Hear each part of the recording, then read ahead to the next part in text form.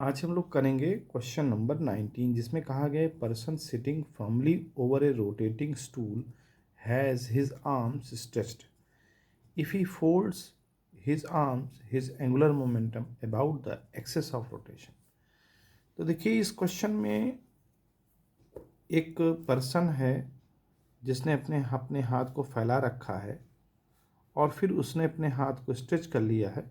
पूछ रहा है कि उसका एंगुलर मोमेंटम क्या होगा जब वो अपने हाथ को फोल्ड करता है। तो देखिए अगर हमें देखें कि ये जो स्टूल है जहाँ पर ये बैठा हुआ है फर्मली और ये पर्सन, ये दोनों को अगर हम एज सिस्टम मानते हैं तो सिस्टम के तहत ये पूरा का पूरा एंगुलर मोमेंटम कांस्टेंट रहने वाला है। क्यों? क्योंकि यहाँ कोई एक्सटर्नल टॉर्क काम नहीं कर रहा है। एक्सटर्नल टॉर्क जीरो है। जब एक्सटर्नल टॉर्क जीरो होगा तो यहाँ एंगुलर मोमेंटम कांस्टेंट होगा। जब इसने हाथ फैला कर रखे थे तो इसका जो मास था दूर था इसके एक्सेस से, यानी कि वहाँ पर आर की वैल्यू ज़्यादा थी। तो आई की वैल्यू, भाई एंगुलर मोमेंटम क्या होता है? आई इंटू ओमेगा। तो जब आर ज़्यादा है तो आपको आई ज़्यादा मिलेगा, आई ज़्यादा मिलेगा और ओमेगा की वैल्यू कम मिलेगी। लेकिन जब इसने हाथ को फोल्ड कर लिया तो जब फोल्ड कर लेगा तो डिस्टेंस कम हो जाएगी। जो उसका एक प्रकार से वेट समझ लीजिए या कुछ मास जो फैला हुआ था वो मास कम हो जाएगा। जब मास कम हो जाएगा तो आर की वैल्यू कम हो जाएगी एक्सेस से। तो जब आर कम हो जाएगा तो आई होता है एम आर स्क्वायर। तो वहाँ पर आई जो है हमारा लेस हो जाएगा। जब आई लेस हो जाएगा तो ओमेगा का स्पीड बढ़ जाएगी।